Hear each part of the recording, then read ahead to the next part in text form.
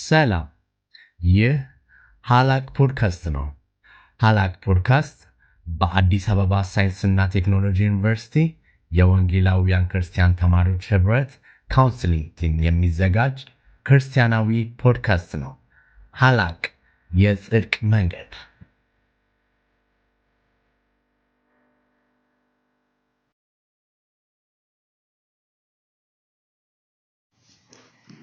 ምናልባት ቀጣዩ ነጥባችን የሚሆነው ብዙ ወጣት የሚቸገርበት ነገር ነው። ማለትም ወጣት በባህሪው ነገሮች ቶሎ ሲሆኑለት ደስ ይለዋል፣ መታገስ አይወድም አይነት ነገር። ቀጣዩ ነጥብ ብለህ ያነሳህልን ለውሳኔ አትቸኩሉ የሚል ነበረ። እሱ ላይ ምን ማለት ነው? አዎ ያ ወጣት ቸኩል እንዳልኩት ቀድም መግቢያ ላይ ልናገር እንደሞከርኩት እነዚህ ምክሮች የ30 ዓመት የህይወት ጭማቂዎች ናቸው። አንዱ በህይወቴ ውሳኔዎችን በመለከት ከውድቀትም ከመነሳትም የተማርኩት ነገር ነው። በምን መንፈስ ነበር ይሄን ያልኩት? ወጣቶች ለውሳኔ መቸኮል የለብንም ከብዙ ነገር አንፃር፣ በተለይ ደግሞ ከዚህ ከተቃራኒ ጾታ ጋር ላለን ግንኙነት መለከት ለውሳኔዎች መቸኮል የለብንም። መንቀራፈፍም ብዙም የለብንም፣ ነገር ግን ደግሞ መቸኮል የለብንም። ለምንድነው መቸኮል የማይኖርብን? ያለንበት እድሜ በተለይ በ10ዎቹ መጨረሻ በ21ዎቹ መጀመሪያ ላይ ሲሆን ሁሉ ነገር ኤክሳይትድ የሚያደርገን የምናገኛቸው ነገሮች የምናገኛቸው ሰዎች የመጨረሻ አልቲሜት የሚመስሉን እድሜዎች ናቸው። ይህንን የመምከር ያስፈልገኝ ከኋላ ጸጸት ለመታደግ ወጣቶች ለመታደግ ነው። አንዳንዱ ነገር አልፎ ስታዩት በጣም እንዴት ህፃን እንደነበራችሁ ይገባችኋል። I was kid ያልኩ ራሴን በኩርኩም የመታወቅ ጊዜ አለ። በጣም ህፃን ነበርኩ፣ እንዴት እንደዚህ አይነት ውሳኔ ወስናለሁ ያልኩባቸው ብዙ የህይወት ገጠመኞች አሉ። እናንተ ግድ በዛ ሁሉ ነገር ማለፍ የለባችሁ ነው አሁን ምክሬ። በተለይ ደግሞ ለትዳር፣ ለጓደኝነት፣ ለጮኝነት ያሉ ነገሮች አሁን እናንተ እድሜ ወደዛ ስለሆነ በጣም አስፈላጊ የህይወት ምዕራፎች ናቸው። ቢግ ላፕ ናቸው፣ ትልቅ እርምጃዎች ናቸው ህይወታችን ውስጥ። በወቅታቸው መደረግ አለባቸው። ወቅቱም ነው የሀያዎቹ አጋማሽ ሀያዎቹ መጀመሪያ ለእንደዚህ አይነት ነገር ፍጹም ተፈጥሯዊ ነው፣ ወቅቱም ነው። ግን በውሳኔ በፍጥነት የሚወሰኑ በትንንሽ ሚዛኖች በትንንሽ መስፈርቶች የሚወሰኑ ነገሮች አሉ። መስፈርት አብዙ ምናምን ያልኩኝ አይደለም፣ ግን በጥንቃቄ የሚጠይቁ ናቸው። ምክንያቱም አንዳንድ ውሳኔዎቻችን ወደኋላ የሚቀለበሱ አይደሉም። የአንዳንድ ውሳኔዎቻችን ውጤቶች ከዛ በኋላ ያለውን ሰፊውን የእድሜያችንን ጊዜ ሁሉ ዲተርማይን የሚያደርጉ ናቸው። ትልቅ ፋክተሮች ናቸው። ወደኋላ መመለስ አንችልም፣ መቀልበስ አንችልም በጸጸት ከማሰብ በስተቀር። እኔ ጎዴ የሚባል ሀገር እያለሁኝ አንድ ወንድም በጣም የምወደው ወንድም ነበረ። እዛው ነው ያገኘሁት፣ እዛው ነው የተዋወቅነው እና ትዳሩን በሚመለከት ያጫወተኝን ነገር አረሳው። ጸልዬ አውቃለሁ። ጌታ ሆይ አንድ እድል ስጠኝ፣ ሚስት እያለሁ ልጆች እያሉት አንድ እድል ስጠኝ፣ በስህተት ነው እዚህ ትዳር ውስጥ የገባሁት ብዬ ጸልዬ አውቃለሁ። በጣም የምወደው ማከብረው ወንድም ነው። እንዴት ልቤ እንደተሰበረ ትዝ ይለኛል። እሱ እንደዚህ ነገር አክቹአሊ ግልጽ ደፋር ስለሆነ የነገረኝ ይሄ እሱ ስለተናገረው ነው እንጂ በጣም ብዙ የማይናገረው እንደዚህ አይነት ነገር ብዙ ሰዎች ቤት እንዳለ አስባለሁ። በዚህ በቸርች ውስጥ በነበረኝ የአገልግሎት ዘመን በተለያየ መንገድ ከሰዎች ጋር ስናወራ ፊት ለፊት የነገረኝ ይሄ ሰው ብቻ ነው። ፊት ለፊት እንደዚህ ብሎኝ የሚያውቅ ሰው የለም። ግን በተለያየ መንገድ ይሄን ስሜቱን ሰው ይገልጻል። አክቹአሊ ምሳሌ ነው ይሄ። ጋብቻን ያነሳውልሽ ከጋብቻ ውጭም ለአገልግሎት መውጣትን፣ የመኖሪያ ቦታን መምረጥን፣ የትምህርት አቅጣጫ መምረጥን፣ እነዚህ ነገሮችን የተለያዩ ነገሮችን በመለከት ውሳኔ ላይ በችኮላ የምናሳልፋቸው ውሳኔዎች ከዘላቂነታቸው አንፃር የእርስ በርስ ግንኙነትን፣ ጾታዊ ግንኙነትን የጠራሁት ከዘላቂነቱ አንፃር ነው። በቋሚነት ነው ዲተርማይን የሚያደርገው ህይወታችን፣ በቋሚነት ነው፣ ፐርማነንት ነው ዳሜጁ። ስለዚህ በጥንቃቄ በጣም በጥንቃቄ መወሰን ይኖርባቸዋል ነገሮችን። ሁሉን ነገር ማወቅ ላይ ይኖርብን ይችላል። ቀደም አንድ ነጥብ ላይ እንዳነሳሁት መንፈስ ቅዱስ ላይ መደገፍ የሚባል አለን። አምላካችን የሚያስደግፍ አምላክ ነው፣ የሚጠነቀቅልን አምላክ ነው። አስፈላጊ ሲሆን በር እየዘጋም ነገሮችን እንዲያሳልፈን የሚችል አምላክ እንደሆነ አምናለሁ፣ አውቃለሁ። ነገር ግን በእኛ በኩል ደግሞ ጥንቃቄ ጋር ዳህል ይላልና ቃሉ ሳንቸኩል ነገሮችን ከስሜት ወጣ ባለ እንዳልኩት በተለይ ከተቃራኒ ጾታ ጋር ያለን ግንኙነት፣ ትዳር፣ ጮኝነት ምናምን የሚባሉት ነገሮች ከስሜት ወጣ ባለ እንደዚህ አይነት ነገሮች ፐርማነንት የህይወታችን ክፍሎች ስለሆኑ ሲጀመር ስሜት ላይ መመስረት የለባቸው። ስሜት ይጠፋል አይደል? አንድ ወቅት ይኖራል፣ ሌላ ነገር አይኖርም። አይዞህ ስሜት ስለ ሁሉም አይነት ነው ፍቅር የሚለው ፍቅርም ስሜት ነው አይደል የሆነ ቦታ ላይ ልታጡት እኮ ትችላላችሁ እና ፍቅርን ትዳርን የሚያህል ነገር ስሜት ላይ መስርተው መሀል ላይ ብታጣውስ ችግር ውስጥ እኮ ነው የምንወድቀው እኔ እዛ ላይ መመስረት የለበትም ነው ለዚህ በማስተዋል ይደረግ ጊዜ ወስዶ ከቤተሰብ ጋር ከአገልጋዮች ጋር ተመካክሮ ቢደረግ ላለሁኝ እንደው እግረ መንገዴን ከዚህ ካስቡ ውጭ ቢሆን ከዚህ ጋር ያያይዤ ወጣት ክርስቲያኖች ሜንተር ቢኖራቸው ደስ ይለኛል ሜንተር ቢኖራቸው የሚያምኑት ወር የሚያምኗት በመንፈሳዊ ነገር በህይወት አቅጣጫቸው የሚመክር የሚያማክር መንፈሳዊ ሜንተር ቢኖራቸው ደስ ይለኛል ከእንደዚህ አይነት የችኮላ ውሳኔዎች ስለሚታደጉ ይሄ እንግዲህ አሁን ጮኝነት ጋብቻ ብዬ የጨዋ አገላለጽ ገለጽኩት እንጂ ከዛም ባነሰ በወረደ መንገድም ከሰዎች ጋር ቢኖረን ግንኙነት ለጊዜያዊ ስሜታዊ እርካታ ተብሎ ህይወትን የሚያመሰቃቀል ዳፋው ግን የሚቀጥል ጣጣው የሚቀጥል መሳቀቁ የሚቀጥል ጠባሳው የሚቀጥል ኦኬ ነገርየውን ማስወገድ ይችላል በነሳ ማና ነገሮችን ማስተካከል ይችላል ግን ጠባሳው ይቀጥላል እና ባሳወሳችሁ ባያችሁት ቁጥር ህይወታችሁን ስቅስብር የሚያደርግ ነገር ህይወታችሁ ላይ ተጣብቆ እንዳይቀር መጀመሪያውኑ ነገሮችን በጥንቃቄ ያለ ችኮላ ማድረግ ይገባል ማለት ነው ነው ቅድም ያነሳው ሐሳብ ላይ በመንፈስ ቅዱስ ላይ መደገፍ የሚለው ስለ ጸሎት አውርተን ነበርና እነዚህ ጉዳዮች ላይ እጅግ አጥብቀን መጸለይ እንዳለብን እጅግ አጥብቀን መንፈስ ቅዱስ ላይ መደገፍ እንዳለብን በደንብ ይሄ በጣም ግልጽ ነገር ነውና በዛው ያይዞ ቀጣይ ያነሳው ነጥብ ስለ ጸሎት ነበረ እና ስለ ትንሽ ያ አሁን ላልኳቸው ነገሮች ሁሉ ዛኛው ልክ ወጣቶችን የመከርኩበት ቅደም ተከተል ላይ ካየሽው እናንተ ለራሳችሁ ኦዲየንሶች እንዲመች አድርጋችሁ ካታጎራይ ስላደረጋችሁት እንጂ በዛኛው ቅደም ተከተል አይተሽው ቢሆን ኖሮ ጸሎት መጨረሻ ላይ ያነሳሁት የዚህ ሁሉ ነገር መጠቅለያው ጸሎት ነው ለወጣቶች የምመክረው በጸሎት ትጉ ነው አይኑ በዚህ ዘመን ያው ቸርቾቻችን ይነግሩናል ያምልኮ የመዝሙር ኮንሰርት ሲባል በሚጣበቡት መጠን ጸሎት የጌታ ፊት መፈለግ ሲባል አይጣበቡም ምንድን ፎርቹኔትሊ or unfortunately ያላቀ እግዚአብሔር ግን ለነገሮች ሁሉ የሰጠን መፍትሄ ደግሞ ጸሎት ነው ለነገሮች ሁሉ የሰጠን መፍትሄ ጸሎት ነው እና በጣም ቀላል መፍትሄ ነው ምንም አርጓል ተባለ ኦኬ ለምሳሌ የህይወት አቅጣጫ ጠፍቶብን አቅጣጫ ብንፈልግ ውሳኔ ተቸግረን ውሳኔ ብንጠይቅ አሞን ፈውስ ብንፈልግ ተቸግረን መፍትሄ ብንፈልግ ኦኬ ጨንቆን ረፍት ብንፈልግ ሰላም ብንፈልግ ለምንም መንፈሳዊም ስጋዊም ምናምን ለሁሉ ህይወታችን እግዚአብሔር የሰጠን መፍትሄ ጸልዩ ነው አንዳንድ ጊዜ ይላል ከእናንተ ጋር ሳወራ እነዚህ ነገሮች እንካፈላለን እግዚአብሔር ለሚያጋጥመን ህይወት ጥያቄ ውስብስብ ጥያቄ ቢጠይቀን ነው ለምሳሌ ኦኬ ይሄን ነገር ፈታልሻለሁ ግን የንስር እንቁላል ፈልገሽ አምጪ ቢል ነው ከየት ነው የንስር እንቁላል እናመጣ ወይም ደግሞ የካንጋሮ ወተት ነው መድኃኒቱ የካንጋሮ ወተት ብታመጡ ሶልቭድ ይሆናል ቢባል በቃ ኢትዮጵያ ውስጥ ያለው ሰው ይከሳል ካንጋሮ ያው አውስትራሊያ ብቻ ነው ያለው እንደዚህ አይነት ተራራ መውጣት ቁልቁለት መውረድ አይነት በጣም የሚያሳቅቅ ጥያቄ እግዚአብሔር አልጠየቀንም ቀላል ጥያቄ ጠየቀን በርከክ በሉ ተንበርከኩ ጸልዩ መፍትሄ አለው ጸሎት ሁሉ ነገር መደምደሚያ ነው ለሁሉ ነገር መፍትሄ አለው እግዚአብሔር መፍትሄ አለው ስንጸልይ ማለት ለመፍትሄ የእግዚአብሔርን ደጅ መጥናት ጥያቄዎቻችንን ሳንጠይቀው የሚያውቅ አምላክ ነው ግን ሰሚሽናችንን ሰማው ፈልጎታል ኦኬ በቃ ፈልጎታል ሳንጠይቀው ያውቃል ግን እንጠይቀው ፈልጓል በፊቱ እንድንበረከክ በፊቱ እንድንገዛ ለመፍትሄ ወደሱ ቀና እንድንል ፈልጓል እና ጌታ ኢየሱስ ክርስቶስ አንድ ወቅት ላይ እንደያለው በጣም የታወቀ ጥቅስ አለ ሁሉም ሰው ዓለም ወይም ክርስቲያን የሚጠቅሰው አንኳኩ ይከፈትላችኋል ጠይቁ ይመለስላችኋል ኦኬ በቃ መጠየቅ ነው ምናልባት አንዳንዱ ነገር ያልተሰጠን ስላልጠየቅን ሊሆን ይችላልና ጸሎት ኢምፖርታንት ነገር ነው መጽሐፍ ቅዱስን ስናጠና ጸሎት የሰማይን ደጅ ሲያስከፍት እናውቃለን የወህኒ ደጅ ሲያስከፍት እናውቃለን ጸሎት መላእክትን ሲያንቀሳቅስ እናውቃለን ጸሎት ተራራን ሲልሽ እናውቃለን በጸሎት ብዙ ነገር ሲሆን እናውቃለን ኢዮሳፍጥ ድፍን ጠላቶቻቸውን መሳሪያ የታጠቁ ጠላቶቻቸውን በጸሎት ብቻ ድል ሲመቱ እናያለን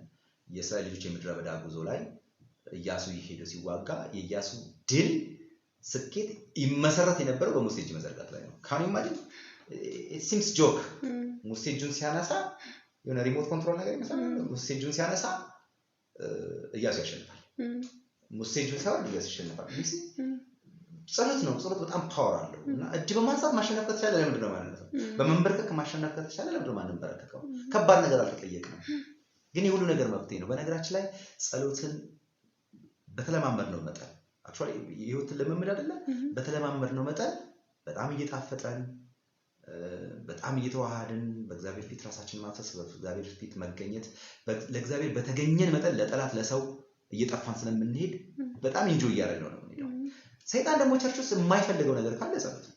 እንዲሳካ የማይፈልገው ነገር ካለ ከሌላ ነገሮች ጋር በተጨማሪ በዋናነት ጸሎት ነው። ምክንያቱም ሰይጣን መዝሙር አይፈራም። መዝሙሩንም እንደማያደርገው እኔ እንደውም ብዙ መዝሙሮቻችን ላይ አብሮ የሚጨፍር ይመስለኛል። ምንም አይነት ምክንያቱም እሱ ሊላቸው የሚችለውን ነገር ነው በመዝሙር የምንለው። ያዕቆብ ነግሮን የለ ያዕቆብ አንተ እግዚአብሔር እንደሆነ ታምናለህ ሶባት ሰይጣንም ያምናል ይላል፣ አጋንንቶችም ያምናሉ ይላል። ስለዚህ እግዚአብሔር ሆይ ትልቅ ነህ ብትለው ሰይጣን እግዚአብሔር ሆይ ትልቅ ነህ ማለት አይቸግረውም፣ ምክንያቱም ትልቅነቱን ያውቃል። እግዚአብሔር ሆይ አምላክ ነህ ብትለው አምላክ ነህ ማለት አይቸግረውም፣ አምላክ ነህ ማለት ያውቃል።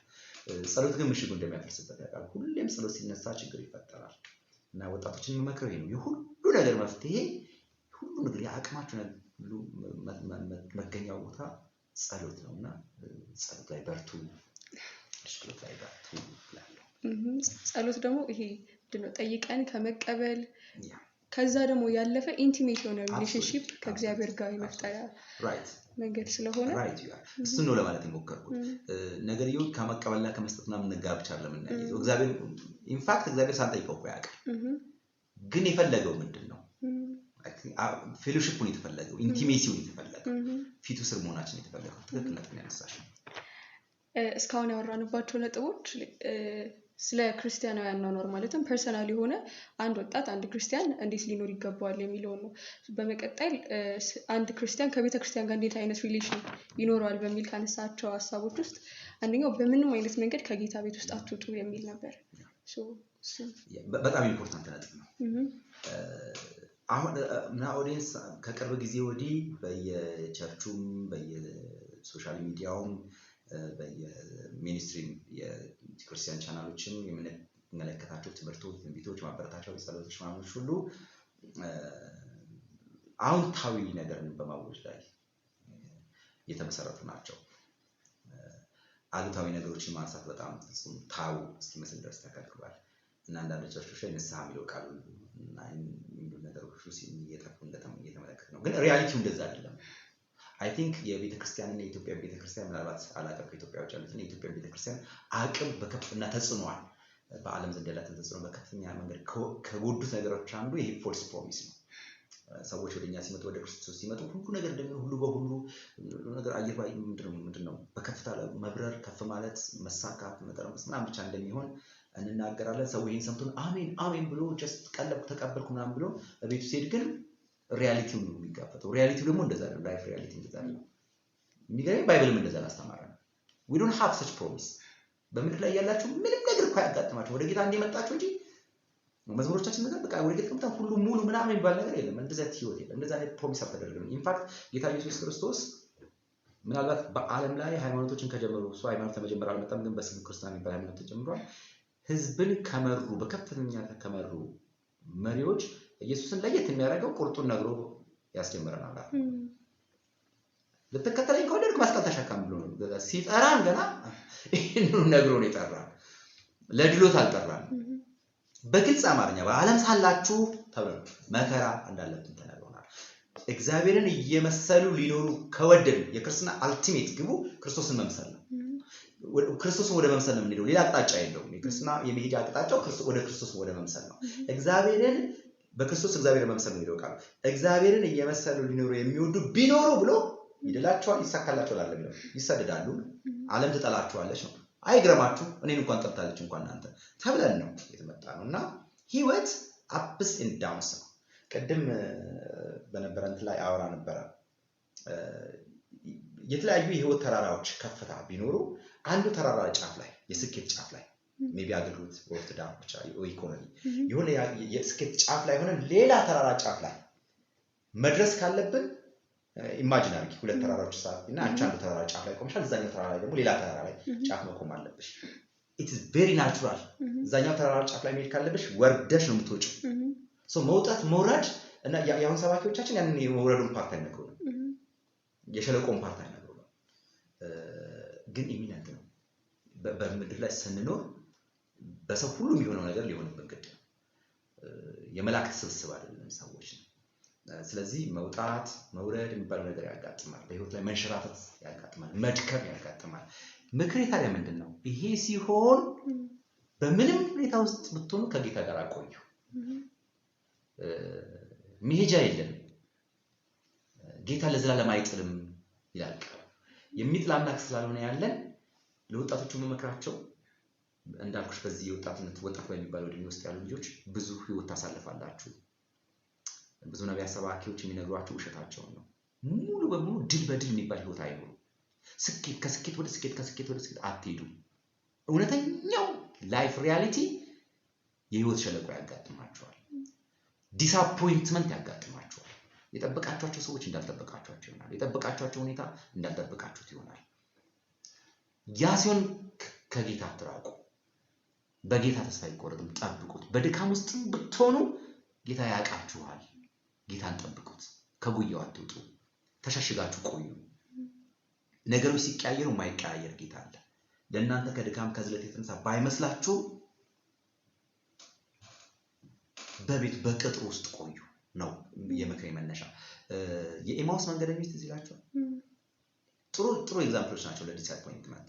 እየሄዱ እየተወለጋችሁ ስትሄዱ እየዛላችሁ እየሄዳችሁ የምታወሩት ምንድነው ብሎ ኢየሱስ በመሃላቸው ተገልጦ ሲጠይቃቸው አንተ ብቻ ሰሞኑን በኢየሩሳሌም ስለሆነ ነገር አልሰማህም? ምክንያቱም አገሩ ሁሉ የሚያወራው ስለሱ ነው።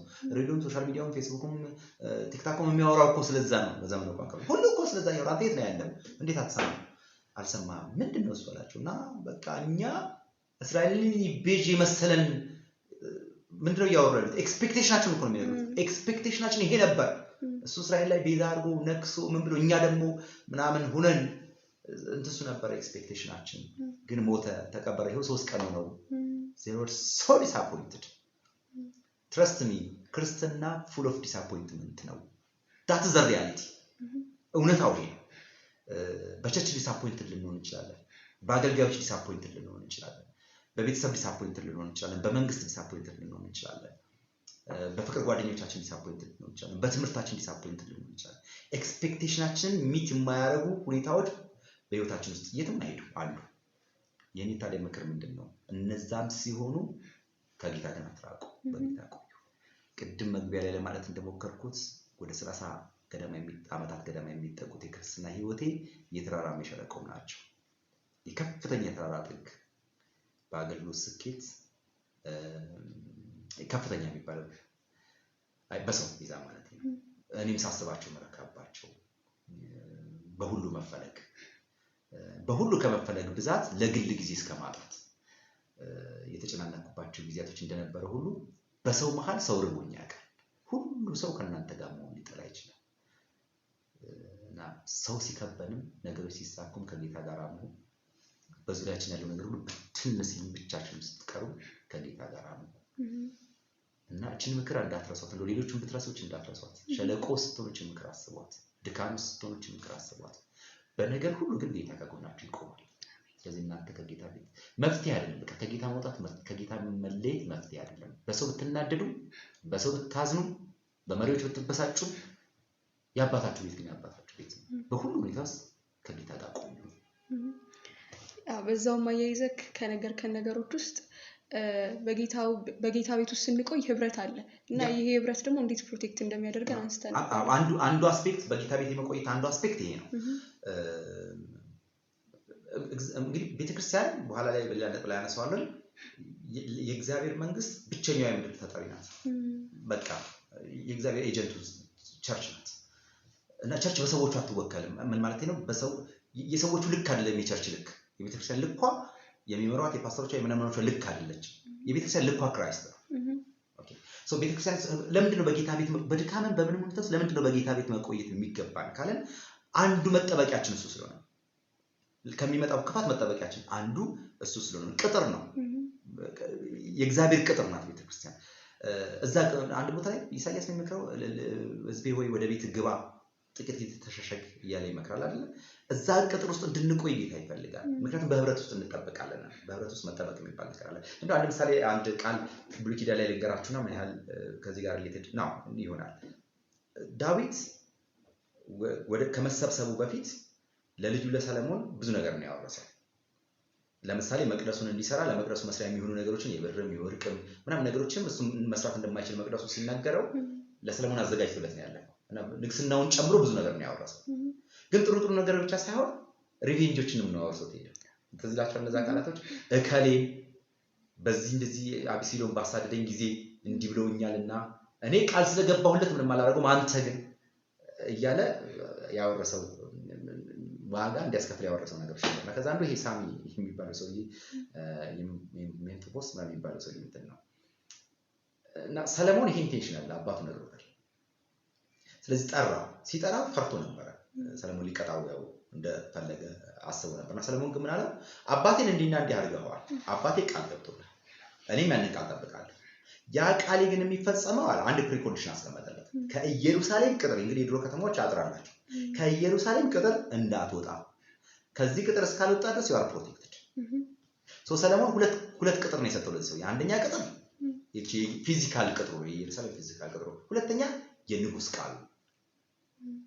ቃል ቅጥር ነው ከዚች ከተማ እንዳትወጣ እስካልወጣ ድረስ ሻህን ረስ አግባ ውለድ እንደለልክ ነው ያቺን ቅጥር የወጣ ቀን ግን ወርድ ከራስ ይላል እኔ አሁንም በመንፈስ እግዚአብሔር የቀጠረልን ቅጥር ቸርች ነው ያስባለሁ መጠበቂያችን ናት ከፍርድ መጠበቂያችን ናት ከተበቂያዎች መጠበቂያችን ናት ቤተክርስቲያን በቤተክርስቲያን ውስጥ በክርስቶስ ጉያ ውስጥ ነው ቆይት ያለበት ቀበሮ የተሰበሰበ በጉም ቢሆን የተሰበሰበ በግ መብላት አይችልም ምንድነው የሚያደርጋቸው በግሩፕ ይመጡና በዚህ በመሯሯጥ እንዲበተኑ ያደርጓቸዋል እና በርግገው ሲበተኑ በግ ደግሞ በባህሩ ይበተናል እና በጎች ካያቸው ይበተኑና በጣም በፍጥነት ይሰበሰባሉ እስኪ ፊልም ላይ ምናምን በጎችን ያያቸው መኪና ምናምን ቡን ብሎ ይጮህባቸው ብትን ይሉና በከፍተኛ ፍጥነት ይሰበሰባሉ እንዲያውም ያ የመሰረተ ትምህርት ዘመቻ ነበር በደርግ ጊዜ እና ገበሬዎችን ወደኛ አካባቢ ሲያስተምሯቸው ሂሳብ ያስተምሯቸው ፈልገው በ99 በጎች ነበሩ 100 በጎች ቢኖሩ አንዱን በግ መኪና ቢገጨው ስንት ይቀራል ያው እነሱ ከ100 ሲቀንስ አንድን እነሱ ለገበሬዎቹ በሚገባ መልክ ለማቅረብ ነው እንደዚህ ያላቸው እና ምን ብለው በለሱ ገበሬዎቹ ይባላል ያ እቺ ጣፍታና ምንም አይቀርም ነው ከ99 አንዱ ቢገጭ ሆነ ምንም አይቀርም አንተ እንዴ ሲባል የበጎችን ባህሪኛ አይደለም አንዱ ከገባው ሁሉ ነው የሚገባው እና በጎች እንደታቸው ብትን ይሉና ቶሎ ሄደው ይሰበሰባሉ ዩሲ ለምን ነው የሚሰበሰቡት ከተበተኑ ለአደጋ እንደሚጋለጡ ያውቃሉ ቀበሮቹ እንደዛ ነው የሚያደርጓቸው ተኩላዎቹ እንደዛ ነው የሚያደርጓቸው ይበትኗቸዋል በድምጽ በመረብ ወከባ ፈጥሮ ይበትኗቸውና አንዷን እነዛ ቶሎ ስለሚሰበሰቡባቸው አንዷ ቶሎ እንዳትሰበሰብ ያደርጓታል አንድ ከለይባ ተቃቃላል ነው ሰይጣን ይሄን ነው የሚፈልገው ከህብረት እንድንወጣ በመሪዎች ተናደን አኩርፈን ከህብረት እንድንወጣ በራሳችን ድካም ተሳቀን ከህብረት እንድንወጣ አፍረን ከህብረት እንድንወጣ የሚያደርገን የትኛው ነገር የሰይጣን ጥበብ ነው እና የኔ ወንድማችሁ ምክር ደግሞ ይሄ ነው በምንም ሁኔታ ውስጥ ከእግዚአብሔር ቤት አትወጡ ከጌታ ጋር አትወጡ ድካሙ እዛው ሰዎች የሚያናዷችሁ ያባሳጫችሁ ቤቱ ግን ያባታችሁ ቤት ነው እስቲ ያጥፋው ልክ በጓ ስትለይ እንደሚበላት እኛም ከህብረት ውስጥ ስንጎድል ከሚመሩን ሰዎች ስንርቅ ራሳችን በጣም ተጋላጭ እንሆናለንና ራሳችንን ፕሮቴክት ለማድረግም አንችልም ራሳችን ብንደክም እንኳን ፕሮቴክት ከሚያደርጉን ሰዎች ስለራቀን ፕሮቴክት የሚያደርጉንም ሰዎች አይኖሩንም በመድር ላይ ደግሞ ቤተክርስቲያን ይሄ ስልጣን ተሰጥቷታል ክርስቶስ ራሱ ስልጣን ይሰጣት ናትና በዛውም ስለ ቤተክርስቲያን አውቶሪቲ አውርተ ነበር ስለሱ ቀጠሮ ምክር እሱ ነው እኔ በጣም ዋጋ መሰጠው ምክር አሁን ላይ በጣም ማዝንበት ወጣቶችን ስመለከት አክቹአሊ ትልልቆችን ስመለከት ማዝንበት ነው ምክሩ በአጭር ቃል የቤተክርስቲያንን ስልጣን ሪስፔክት ስለማድረግ ነው ቤተክርስቲያንን ስለማክበር ነው የቤተክርስቲያንን ስልጣን ስለማክበር ነው ቅድም ልናገር እንደሞከርኩት ቤተክርስቲያን ማለት በአጭር ቋንቋ ለሰማዩ መንግስት ብቸኛ ምድራዊ ኤጀንት ናት the only earthly agent for heavenly kingdom የቸርች ዲፊኒሽን ነው እግዚአብሔር ምድር ላይ ጉዳይ ካለው ምን ማለት ነው ኢትዮጵያ ውስጥ የአሜሪካ ኤምባሲ ይባላል አንድ አምባሳደር ይኖራል ያ ኤምባሲ ግቢ እንደ ኢትዮጵያ ውስጥ ቢኖርም እንደ አሜሪካ ግቢ ነው የሚቆጠረው ማንንም ሰው ሄዶ አይገባም ለምንድን ነው አሜሪካ ኤምባሲ ስትሄዱ የኮቴ የምትከፍሉት አሜሪካ እንደገባቸው ነው የሚቆጠረው ለምንድን ነው በደርግ ጊዜ ባለስልጣን የነበሩ ሰዎች ጣሊያን ኤምባሲ እዚህ ቤላ አካባቢ ሄደው ገብተው 17 ዓመት ያድግ እነዛ ሰዎች በዘር ጭፍጨፋ በመምር ይፈልጋቸው ነበር ፍርድ ቤት ይፈልጋቸው ነበር ግን መንካታቸው እዚህ ቤላ ተቀምጠው 4 ኪሎ ቤላ በጣም ቅርብ ነው ግን መንካት አይችሉም ለምንድን ነው የጣሊያን ኤምባሲ ኢትዮጵያ ውስጥ ያለ የጣሊያን ግዛት ተደርጎ አስይዙ ይደረጋል that's church በዚህ የጨለማው መንግስት በሚያስተዳድራት ምድር ላይ ቸርች የእግዚአብሔር መንግስት ወኪል ናት ከቀደም ጋር የሚያያዘው በዚህ ነው እዛው ካለን የምንጠበቀው ከውጭ ቸርች ውስጥ ካለን ድረስ we are protected ያለንበት so ስልጣኗን በዛ ልክ ነው አሁን በቅርቡ ዜና ተሰሙ እንደሆነ መካከለኛ አፍሪካ አካባቢዎች ኒጀር መፈንቅለ መንግስት ተደርጎ ነበር። መፈንቅለ መንግስት ያደረጉት ሰዎች አንድ ያደረጉት ነገር ቢሆን ከምዕራባውያን ጋር ያላቸው ነገር ያው በዛ ላይ ቁጣ አላቸው አንታይ ዌስት ስታንድ አላቸው እና የዛ ሀገር ያለውን እና ቁጣቸውን በጣም የፈረንሳይ መንግስት ላይ ነው እና እዛ ሀገር ያለውን የፈረንሳይ አምባሳደር ጠርቶ ሊያናግሩት እና መተን እንነጋገር ሲል አልመጣም አላቸው። እነሱ ሀገር ነው ያለው እነዚህ መፈንቅለ መንግስት ያደረጉ ወታደሮች ናቸው። አንመጣም ሲል እንግዲህ በ48 ሰዓት ሀገራችን እንደለቀቁታል አልወጣም አላቸው። ስትመለከቱት ኒጀር ውስጥ ነው ያሉት የፈረንሳይ ግቢውን የሚጠብቁት ወታደሮች ስንት እንደሆነ አቅም 1500 የሚኖር የኒጀር ወታደር ስንት ይሆናል? ኦኬ ነገርየው ያቅም አይደለም። ያንን የፈረንሳይ ኤምባሲ ነኩ ማለት በቀጥታ የፈረንሳይ ሉዓላዊ ቴሪቶሪ ነኩ ማለት ነው። ስለዚህ በሌላ መንገድ ነው ሰውየው ስለማስወጣት እየሞከረ ለምሳሌ አስቪዛ እንዳይገባለት መብራት በመቁረጥ ነው የሞከሩት። በዛ መጠን ነው የቸርች ፓወር የእግዚአብሔር ቴሪቶሪ ናት። በምድር ላይ ያለች የእግዚአብሔር ቴሪቶሪ ናት። የስልጣኗ ምንጭ ምድር ላይ ብትሆንም የስልጣኗ ምንጭ ሰማይ መለኮታዊ ስልጣን ያላት። ይሄ ስልጣን ልጆቿ ሪስፔክት ሊያደርጉት ይገባል። የቤተክርስቲያን ስልጣን በጣም መከበር አለበት። ቢሳይድ ከመሪዎቹ ሁኔታ ጋር አይገናኝም። መሪዎቹ ሰዎች ናቸው። መጽሐፍ ቅዱስ እንደገና መንገድ ለማንሳት መጽሐፍ ቅዱስ በተለይ አዲስ ኪዳን ወንጌላት ላይ ቤተክርስቲያን የሚለውን ቃል የምታገኙት በጣም ጥቂት ጊዜ ነው። ዮሐንስ ማቴዎስ ወንጌል ላይ 2 ቦታ ብቻ ነው የምታገኙት።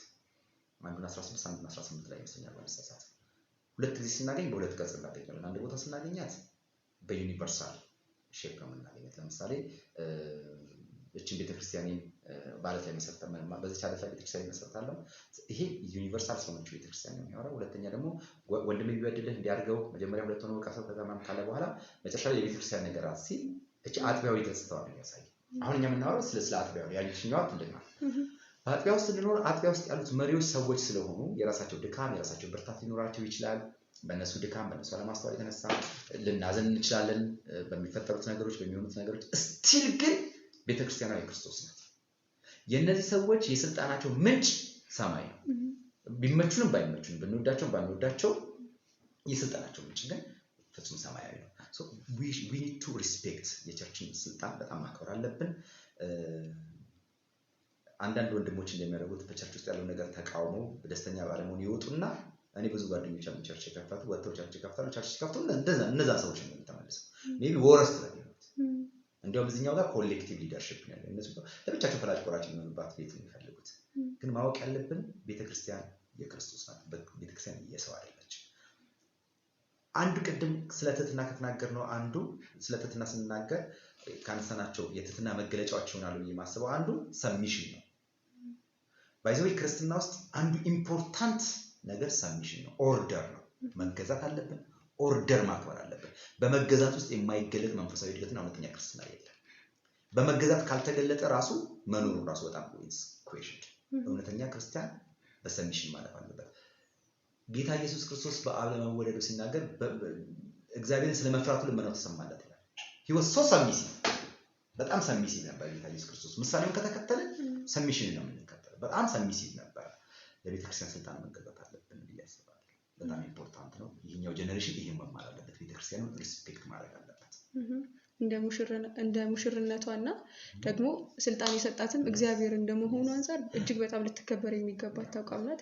ቅድም ካነሳው ሐሳብ ጋር ለማያያዝ ያክል በምንም ሁኔታ ውስጥ ከጌታ ቤት አትውጡ ብለህን ነበርና ብዙ ጊዜ ወጣቶች ራሳቸውን ኢንቮልቭ ስለማያደርጉ ብዙ ነገሮች ላይ ማለትም በቃ ዝም ብለው መተው ተካፍለው መሄድ ምናምን አይነት ነገር ነው ህይወታቸውና ግን የቤተክርስቲያንን አጀንዳ የራሳቸው አጀንዳ ካለማድረጋቸው የተነሳ ብዙ ጊዜ ከቤተክርስቲያን ሲቀሩ ሲጎሉ እናያቸዋለንና ቀጣዩ ምክር የነበረው ቤተክርስቲያን ይሄ ነው። የቤተክርስቲያን ጉዳይና የመንግስቱ አጀንዳ የናንተ ነው ይላል ስለማይ ነው። በተለይ አሁን የመጡ ዘመናዊ ቸርቾች አደረጃጀት ላይ የእግዚአብሔር ሰው ከሌ ወይ ነብይ ከሌ ወይ ፓስተር ከሌ ሲኒየር ፓስተር ከሌ ወይ ሜጀር ነብይ ከሌ የሚባል ሰው ይኖራል። በዛ ሰውዬ ዙሪያ አምልኮ ምናምን ማኒፕሌት የሚያደርጉ ጥቂት ሰዎች ይኖራሉ ምናምን። ከዛ ሌላ ሰው ምናምን ሌላ ሰው እንግዳ ነው መጥቶ ሰምቶ የሚባለውን ተቀብሎ አስራቱን ከፍሎ ይሄድ ነው። ግን ቤተክርስቲያን ሲጀምር እንደዛ ነች። ቤተክርስቲያን የሁላችን ናት። ሁሉም ሰው ቤተክርስቲያን ውስጥ ኢንቮልቭመንት አለው። ምን ማለት ነው? ቤተክርስቲያን አዲስ ኪዳን ውስጥ የተመሰለችባቸው ነገሮች ሁሉ ብንመለከት በእንግድነት መንፈስ ወይም በምእመንነት መንፈስ የሚቀመጥ ሰው አይኖርም። ለምሳሌ ቤተክርስቲያንን መጽሐፍ ቅዱስ ከሚመስልባቸው ነገሮች አንዱ አካልና ራስ ነው። ክራይስትን ራስ ያደርግና ቸርችን የሰውነት አካል ሰው የትኛው የሰውነት ክፍላችን ነው ባዳ የሰውነት ክፍላችን እርስ በርሱ ካልተያያዘ ሰውየው ሰው ሆኖ እንደማይቆመው ቤተክርስቲያን ውስጥ ያለ ሰው ሁሉ በዛ መልኩ ነው እንደየፈንክሹ ተያይዞ እንደየጸጋው እንደየሚሰራው ስራ ተያይዞ እንግዲህ እንደ ሰውነት አካል አንዳንዱ የሰውነት አካላችን ውስጥ ነው ያለው አይታይም። አንዳንዱ ውጭ ነው ይታያል። ኦኬ ቸርች ውስጥ እንደዛ ነን። አንዳንዶቻችን መድረክ ላይ እንታያለን ምናምን፣ አንዳንዶቻችን ደግሞ አንታይም። ሰውነት ውስጥ ነው ያለነው። ውስጥ ሆነን ግን ፈንክሽን እናደርጋለን። አይናችን፣ ጥርሳችን፣ አፍንጫችን ይታያል ማለት ሰው ማለት አይነ፣ ጥርስ፣ አፍንጫ ብቻ ማለት አይደለም። እነ ጨጓራ ነጉበት በስነ ስርዓት ፈንክሽን ካላደረጉ እዚህ ውጭ ያሉ ሰዎች የሰውነት ክፍሎች ምንም ሊያደርጉ አይችሉም። ሶ ቸርች ውስጥ እንደዛ ነን። አንዳንዱ ፈንክሽን ይታያል፣ አንዳንዱ ፈንክሽን አይታይም። ስቲል ግን ፓርት ኦፍ ዛት ቦዲ የዛ አካል ክፍሎች ነን። ሶ የቤተክርስቲያን አጀንዳ የሽማግሌዎች አጀንዳ አይደለም። የቤተክርስቲያን ጉዳይ የነ ፓስተር ከለ የነ ነብይ ከለ ጉዳይ አይደለም። የሁሉም ክርስቲያን ጉዳይ ነው። ስለዚህ ወጣቶችን የምመክረው ምንድነው? ባይተዋርነት እንዳይሰማችሁ በቤት ውስጥ እስኪ ሰጧችሁም እንዳትጠብቁ። አልተባልኩማ፣ አልተሰጠኝማ፣ አልታዘዝኩማ የሚባል ነገር አይሰማም። ያባታችሁ ቤት ነው። ይሄ አባታችሁ ቤት ነው። ሶ ውስጣችሁ ያለውን ነገር ሁሉ በቅንነት አድርጉ። ስትራግል ያጋጥማችሁ ማለት ነው። በእናንተ እድሜ አልፈናል። እንዴት አይነት ስትራግል ኢንሴኩሪቲ የሚሰማቸው ሰዎች አሉ። ቸርች ውስጥ እናውቃለን። ሶ የእናንተ ኢንቮልቭመንት በበዛ ቁጥር ይሄን ያለ ማድረግ በመጣችሁ ቁጥር ኦቨርሻይን ታደርጉናላችሁ ብሎ የሚፈሩ ሰዎች ኦብስታክል ያስቀምጡ ይችላሉ። ስቲል ያባታችሁ ቤት ነው። ስቲል ያባታችሁ ቤት ነው።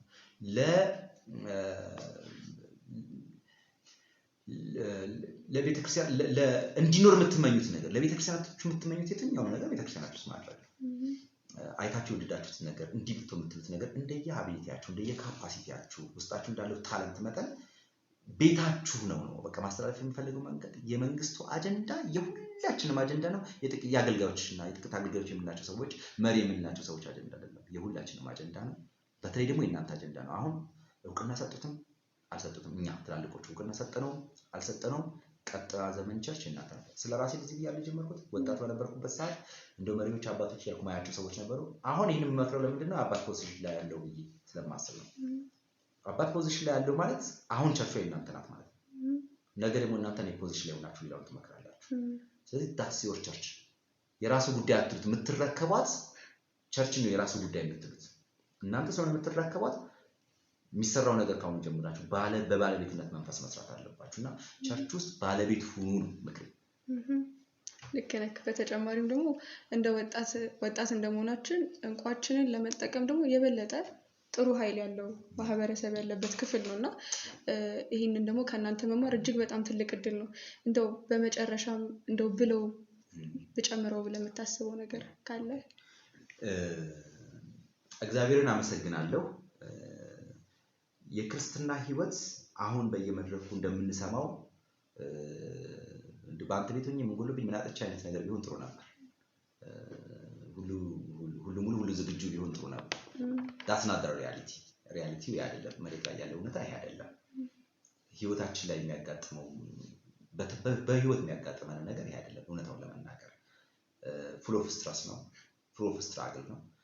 ወደ ክርስትና ከመጣንበት ጊዜ ጀምሮ የማያቋርጥ መንፈሳዊ ውጊያ ውስጥ ነን ያለነው። የኤፌሶን መጽሐፍ ስናጠና ያሳየን ይሄን ነው። የመንፈሳዊ ህይወት የውጊያ ህይወት ነው። አንድ ሰው አንድ ወታደር ውጊያ ቦታ ወደ ባትል ፊልድ ከሄደ በኋላ የመዝናናት ህይወት ሊኖር አይችልም። unless otherwise ጦርነቱ አልቆ ከዛ ካልተመለሰ በስተቀር። ሶ በክርስትና ህይወት ስንኖር በየትኛው ሁኔታ ውስጥ ብንሆን ያለነው ውጊያ ቦታ ነው ማሰብ ነው ያለው። ሶ የክርስትና ህይወት የዋር ዞን መንፈሳዊ ውጊያ አለ። ስለዚህ እነዚህ ምክሮች ለዛ ውጊያ ስንቅ ይሆናሉ ብዬ ነው ማሰብ። ለዚህ ውጊያ ስንቅ ይሆናሉ። አላማዬ ወጣቶችን ማንቃት ነው። መንቃት አለብን። እቃወማለሁ የሚያስተምሩ ትምህርቶች። ምንም አትሆኑም በሽበሽ ነው ዘና ብለህ ኑር የሚልን ትምህርት እቃወማለሁ። ሪያሊቲው ያስላሉና እንደውም አንድ ወንድም አንድ ወቅት ላይ ሚኒ ሪሰርች ሰርቶ አንድ ትሬኒንግ ላይ ሲያካፍለን ምን አለ?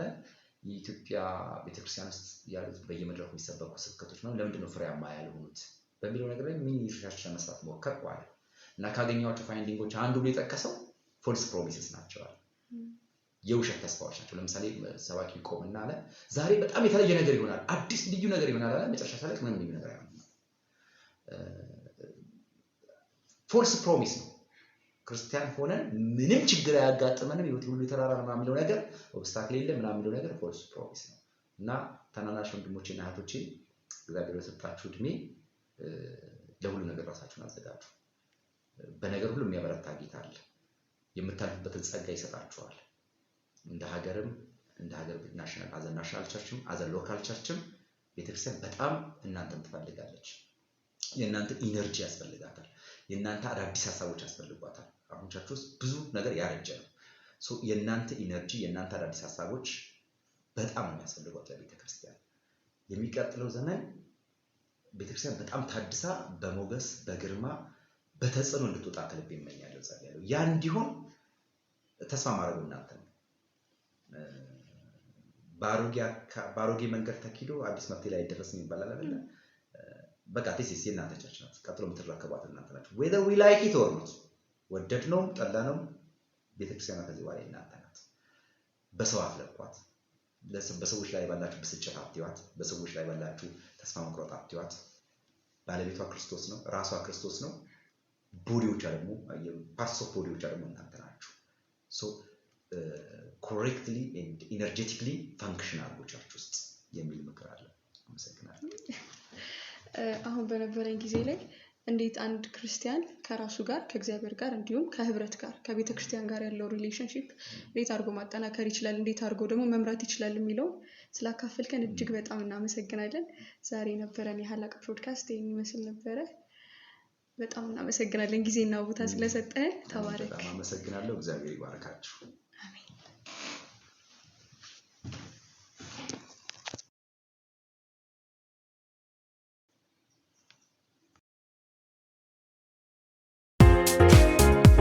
በዛሬው ኤፒሶድ አብራችሁን ስለነበራችሁ እናመሰግናለን። እግዚአብሔር በብዙ እንዳስተማራችሁም ተስፋ እናደርጋለን። ለማንኛውም ጥያቄና አስተያየት ዲስክሪፕሽኑ ላይ ባለው ስልክ ቁጥር ልታገኙ ትችላላችሁ። በተጨማሪም ማንነታችሁ ሳይታወቅ የምክር አገልግሎት ማግኘት የምትችሉበትን የቴሌግራም ቦት ዲስክሪፕሽኑ ላይ አስቀምጠናል። እስከ ቀጣይ ኤፒሶዳችን መልካም ጊዜ። ሀላቅ የጽድቅ መንገድ